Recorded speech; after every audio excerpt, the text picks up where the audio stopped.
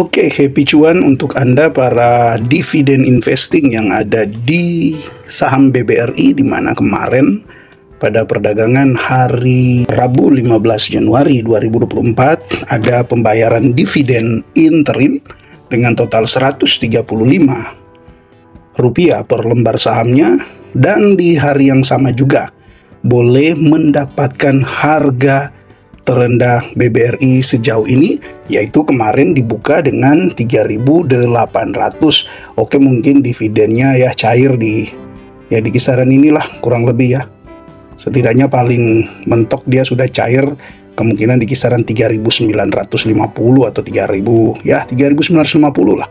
Jadi ketika dividennya masuk, kemudian Anda juga dapat kesempatan untuk membeli di harga yang lebih murah. Ini memang menjadi suatu hal yang menarik ya ketika dalam dividen investing, karena dividen investing kan sebenarnya tidak fokus bagaimana pertumbuhan harga sahamnya itu harus secepat mungkin untuk naik, tetapi dividen investing lebih fokus pada penambahan jumlah lot. Coba bayangkan bagi Anda dividen investing saat Anda terima dividen 135 per lembar sahamnya ini, kemudian ternyata harganya sekarang misalnya ada di 4.800 ataupun mungkin 5.000-an. Tentunya jumlah lot yang Anda akan beli itu jauh berbeda dengan ketika Anda membeli di kisaran 3.900-an. Ya, kalau dia ada di 5.000-an, berarti contoh saja yang seharusnya Anda bisa beli kisaran 6-7 lot, mungkin Anda hanya bisa beli 5 lot seperti itu. Jadi jumlah lotnya akan jauh lebih sedikit ya dibanding dengan ketika harganya lagi turun, apalagi ditambah dengan Anda yang masih punya modal untuk akumulasi lagi BRI di harga bawah, ya tentunya cuan Anda itu jadi berlipat-lipat kali ganda. Karena apa? Selain dapat lot lebih banyak, Anda dapat di harga yang lebih murah. Ini yang akan membuat pendapatan Anda ke depan jadi makin maksimal. Apalagi kita tahu 2 bulan ya, kurang lebih 2 bulan dari sekarang BBRI akan kembali membagikan dividen finalnya. Nah, ini yang menjadi keuntungan bagi Anda para dividen investing. Sekalipun memang ya beberapa bulan ataupun mungkin boleh dibilang ya 6-7 bulan terakhir ini BRI memang dilanda dengan penurunan harga saham yang cukup dalam. Kemarin dia sempat turun cukup dalam di 4.100, tapi sempat rebound naik lagi ke kisaran 5.500, dan dia turun lagi sangat dalam mencapai 3.800-an. Tapi bagi mereka yang memang sudah menerapkan metode dividen investing dengan benar, tentunya ya yang mereka fokus adalah lihat saja apakah BRI akan bangkrut. Karena selama BBRI tidak ada tanda-tanda untuk bangkrut atau mungkin kemungkinannya sangat kecil, ya itu tetap akan menjadi suatu keamanan bagi para dividen investing. Karena apa? Mereka fokus pada pengamannya, yaitu dividen. Soal harga saham hari ini boleh naik, besok boleh turun.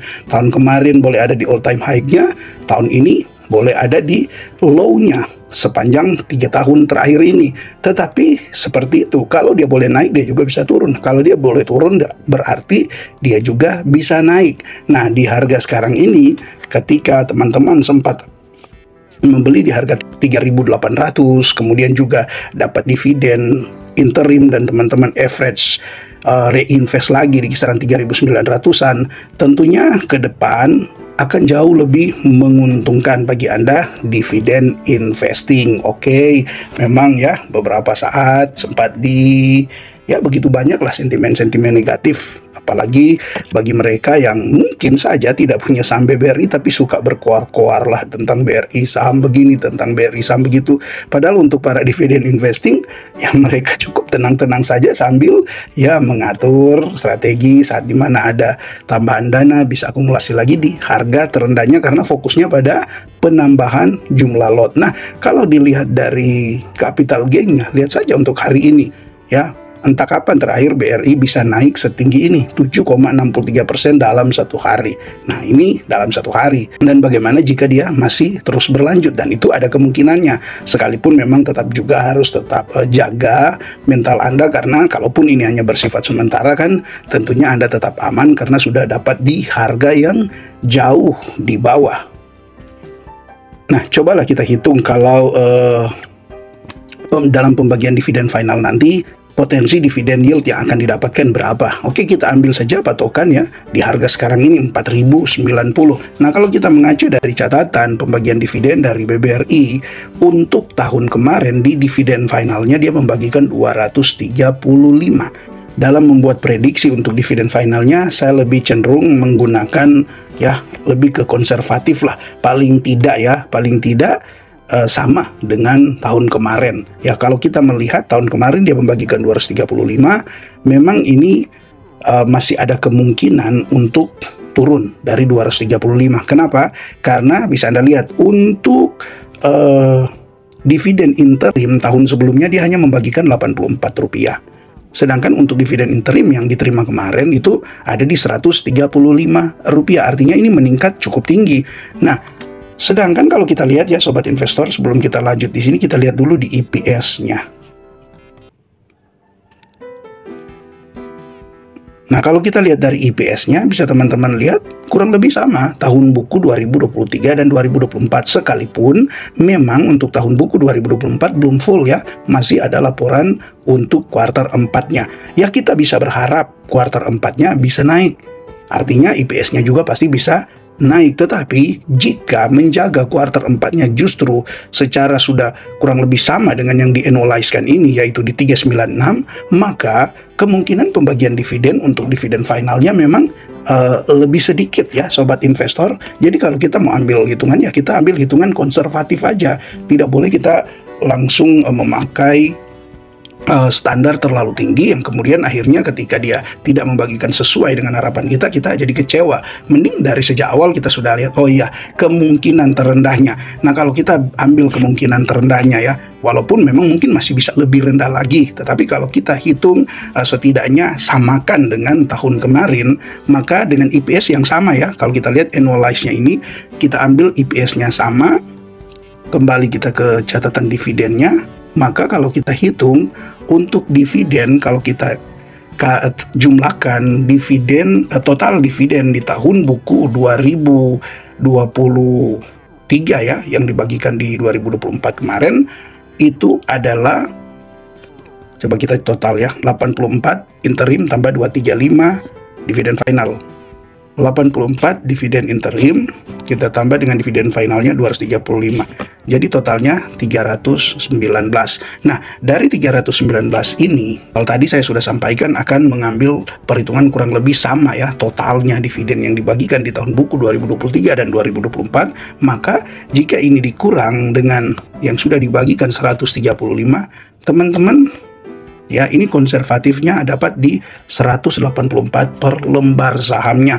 Nah, kalau kita bahagi dengan harga sekarang ini 4.090, maka untuk dividen finalnya tahun buku 2024 BRI masih akan membagikan kisaran 4,49